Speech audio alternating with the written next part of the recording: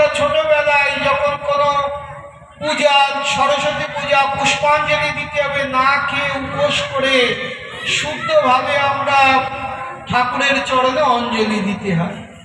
তাহলে আমরা হরিনাম শ্রবণ করব, আমরা হরিকথা শ্রবণ করব, আমরা হরিনাম করব, সেখানে কেন আমরা চা আদি নেশা করে কেন আমরা করব?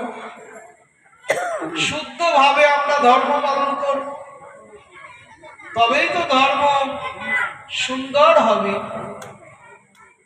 তবেই তো ভগবান আমার ডাক শুনবে, তাই না?